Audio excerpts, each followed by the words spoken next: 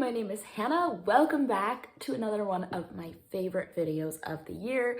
I am going to be talking about all of the very best fiction that I read in the year 2023. So let's just jump right into it. If you can tell, I'm cold today, so I'm just gonna wrap up in this blanket and talk about a lot of really amazing books. I thought I would start out with books that I would classify as mysteries, or at least have a very strong mystery element going throughout the books. So the first one is a very classic one. It is My Cousin Rachel by Daphne du Maurier. I'm not sure if I'm saying that right. And this is the author who wrote Rebecca, which I feel like is a classic that a lot of people know about. And I had read Jamaica Inn earlier by the same author. But My Cousin Rachel just ended up being the perfect kind of mystery that I was looking for. So it follows Philip as our main character, and his cousin goes away to Florence, gets married, dies under somewhat mysterious circumstances, and he's getting to know his cousin's widow, and did she have a hand in the death? He's very suspicious and angry, but she's very alluring. What is this? And I thought that the mystery was really interesting in it, but what really worked for me was that I feel like it just held up in having some interesting messages and things you could think about. This is my favorite of this author that I have read. Definitely recommend this one. Now, I read the book All That's Left Unsaid by Tracy Leon. It is about a woman who goes back to her hometown after her brother's murder, and she wants to figure out what has happened. And I really liked this because not only did it have a good mystery that you want to know what happens and you're very invested in, it had a lot of in-depth background and culture. It discusses being Vietnamese in Australia, and I think that that was a very interesting element. So overall, this was a really good book for many reasons. This next book definitely has some mystery elements, and it is The Bandit Queens by Parini Shroff. And this is following our main character, Gita, who her husband disappeared. And it was 5 years ago, but the whole town has decided that she probably killed him. And so it makes her a bit of an outcast in the town. But soon, other women start coming to her asking for help to get rid of their husbands that have been mistreating them. And this is a bit of a humorous book, but also deals with some very heavy topics. It has some mystery elements, and how it all comes together is great, but where this really worked for me was it helped me care about these characters, talk about some really difficult subjects, but in a lighthearted enough manner that it was entertaining, but without being disrespectful to the difficult situations that were discussed. Now, for just a great mystery with some little bits of magical realism, we have The Cartographers by Peng Shepherd. And this is following Nell, and she has been obsessed with maps. Her dad has worked as a map person for his whole life, and there's some mysterious circumstances regarding their estrangement. And after her father dies, there's some things that come to light about a map, and why is it important, and why are people after her and after this map. And I loved all the elements to it. I thought it was such a fun ride. It was a fun book. So if you're not looking for anything super heavy, but you just want a fun twist and turn kind of book, I think you'd really like this. I enjoyed every minute of reading this one. Now, I picked up the book All the Dangerous Things by Stacey Willingham, and this one was a really good mystery. It had those elements of that unreliable narrator, a bit more of a mystery thriller, but it was really, really well done, you know, where you don't feel like the pieces came out of nowhere. I really liked this one. It is following Isabel, and her son was taken a year ago, and they've no trace, and her husband have separated, and she has not been able to sleep in the past year, so she's not doing well mentally, but she desperately wants to find her son. And I just thought this book was really well done. Sometimes really hard to read because child endangerment stuff just makes me go, no, no, no. But it was really well done, and I really did enjoy this one for a mystery book. The next couple books are going to be much more on the serious front. There were some really meaningful fiction reads. I read All Quiet on the Western Front by Eric Maria Remarque, and this was published back in 1928. And this is following a German man and his experience in the trenches in the war. And it feels so real and so present. I almost thought, as I was reading it, I kept checking, this is fiction? We're sure this is fiction. It was very, very, like visceral. You really felt like you were part of it. And I think if you want to understand a little bit about what the trenches would be like, and you want maybe a historical fiction book that feels very real, I think that this is a good one. I sometimes feel a little bit of fatigue reading historical fiction about this time period, and this felt so real and so important. Another book that deals with difficult events in such a real way, I read Wandering Souls by Cecil Pin. This is following three Vietnamese siblings who are trying to make it out of Vietnam and meet up with their family. Some horrible things happen. They end up in the UK, and it's them trying to build this life. Both beautifully written and about a very important topic. It was really meaningful, and you connect to those characters so strongly. It's another one of those books where parts of it I had to look and say, how much of this is fiction? It felt so real, and I highly recommend this book, understanding what happened after the American troops left Vietnam and understanding the life of these refugees and fitting into a new country. I thought that all of it was very beautifully told. Now I'm going to go through some really amazing books that just had very impactful stories. They fit more into the literary fiction category, and I adored these books. We've got We Are Not Like Them by Christine Pride and Joe Piazza. It is told from two different perspectives. We have a Black woman who has pursued her dream to become a journalist, and we have a white woman who married a police officer and is settling down, and things get kind of crazy in their lives when the white woman's husband shoots an unarmed Black man. And it's dealing with those really tough questions right up close, and I think it was handled really well.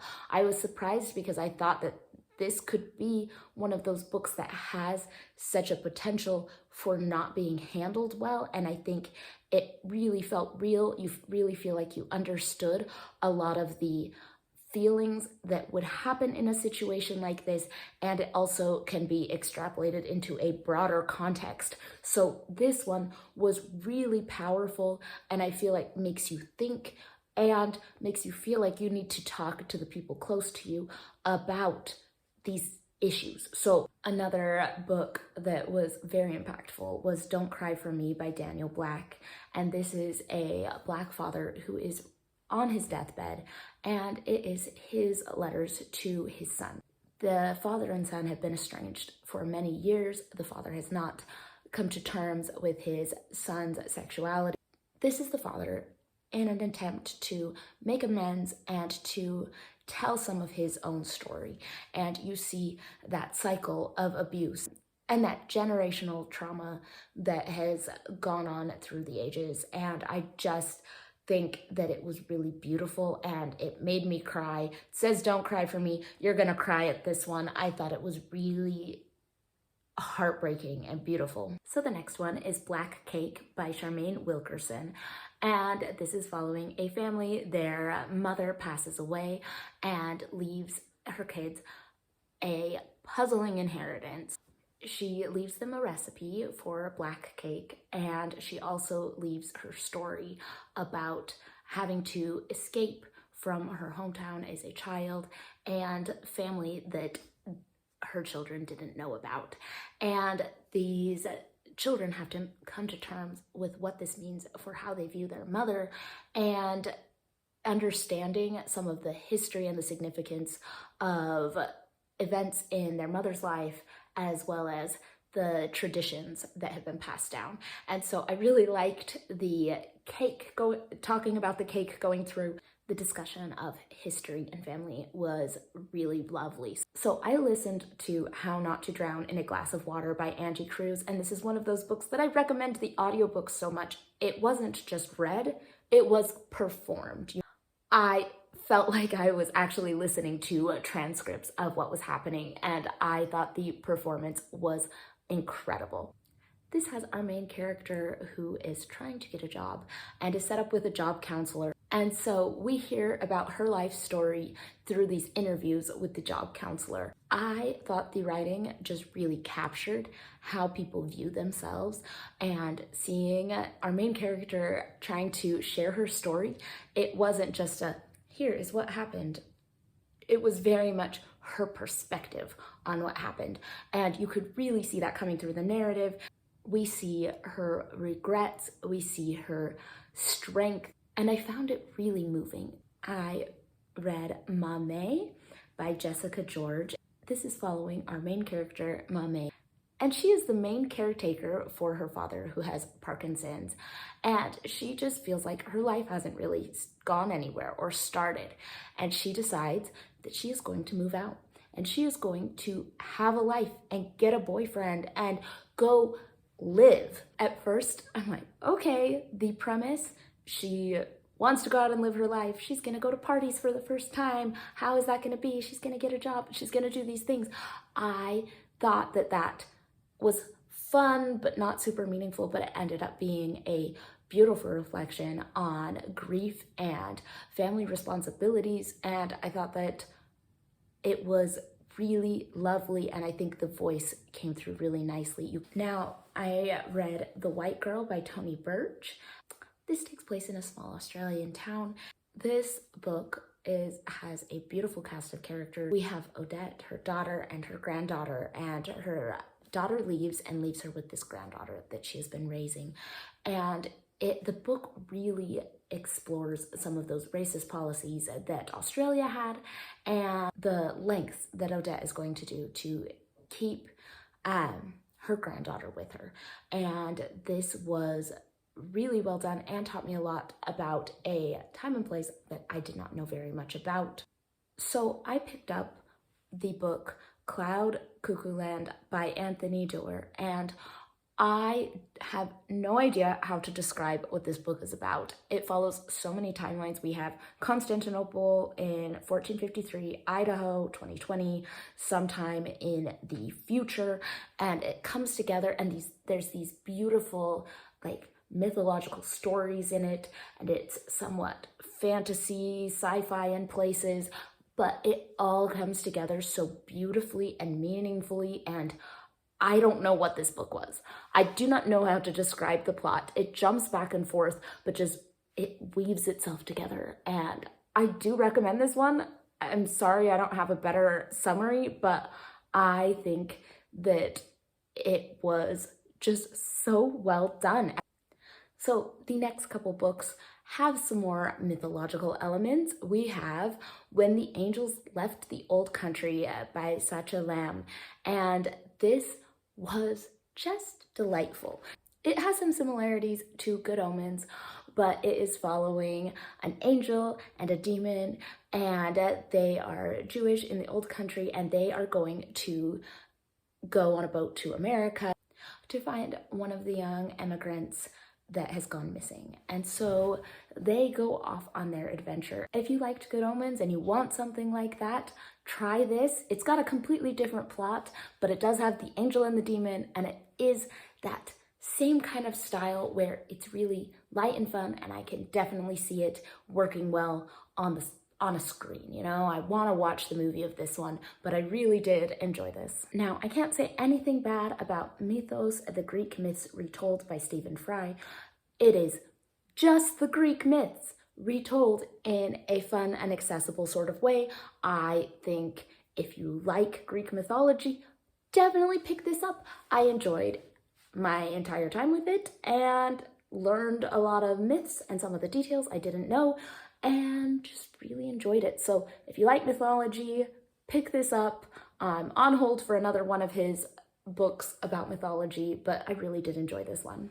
Now, this book is different from almost any other book that I have read. It is a very interesting book, and it is Glory by No Violet Bulawayo. Now, this is inspired by the coup in 2017 of Robert Mugabe, Zimbabwe's president. So it's very much African dictatorship, but animal farm. All of the characters are animals. And the way that this was written, at first I was like, why are they animals? They don't need to be animals. But in doing that, wondering what was going on, I'm chatting with my husband about it, and he starts saying, well, maybe it's because of this, and it ended up making me really think about it a lot more, and I really appreciated the device. And so I think that it worked really well, and some of the writing was just so impactful and so powerful. I think this was really, really well done. I feel like it's one that could be taught in schools because you could sit and really read it over and over and understand something new each time. I thought this was really, really well done and incredibly impactful and just very different from what I would typically pick up. Now, the last two books that I would like to talk about are actually some middle grade books, and I thought these were so well done. Middle grade is sometimes a difficult genre for me because I feel like as an adult, I'm not connecting with it. You know, like, okay, this book is fine for who it's written for, but as an adult, I feel like it's talking down to me and isn't working. And I get that, right? It's not written for me. It is written for a different audience. But the middle grade books that I find myself absolutely adoring are those books that feel somewhat timeless in that anyone could read them at any time in their life and still find them meaningful. Yes, the tone is a little different. The heaviness is different. There are different things when you're looking at a middle grade book because you're trying to make it accessible to a younger audience.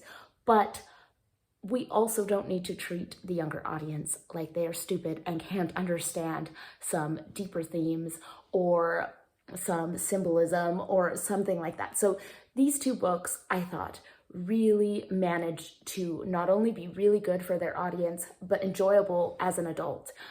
So I picked up When You Trap a Tiger by Tay Keller. Now, this book has some fantasy elements. It is following our main character. She is moving in with her sick grandmother. A magical tiger from Korean folk tales starts showing up. And I thought that the elements of magic were really well done. It wasn't too much magic. It felt much more magical realism and not full-blown fantasy book.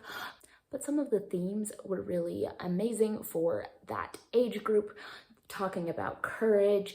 And I loved that it didn't come out and just tell you, you need to be more brave, do it this way. It worked you through with stories to try to illustrate it, and I thought that it was really beautiful. So I also read Wish by Barbara O'Connor. This is following our main character who is sent to live with some family members that she doesn't know very well because things are going on with her parents and she isn't able to live with them. And so it's this searching for family, this found family, and trying to understand what family means that was really beautiful. Very much that she has an idea of what she wants in her life and discovering that those things might not be as important as some of the other things that she has going on. And I really thought it was really well done. And those are some of my very best fiction of last year. I definitely had more really good fiction in the last year as well, but these are just some of the standout ones. To end the video, if anyone is still watching, I would like to read my very favorite spam comment that I received on a video this last year. It was beautiful, and I think whoever was spamming me or whatever bot wrote this should get published because it was one of my very favorite comments. I received it, and I think about this like on a daily basis. Make sure to reverse all lies ever told. Very important. Your soul will be taken. The group is on a rampage. Be very alert. What? The group is on a rampage, be very alert. I love that so much. So anyways, if anyone wants to write a whole book based on that spam comment, please let me know. But it's been a great year and I am excited to start in on 2024 with reading. So thank you for joining me. Thank you to all the new subscribers that have joined in the past year. This channel has grown so much and I am having just a great time getting to talk about books, discuss them with you all, and hear about everyone else's books that they've been reading. So if you have any thoughts on these books, let me know. Let me know what your favorite fiction read was of the last year, and I will see you all on the next one.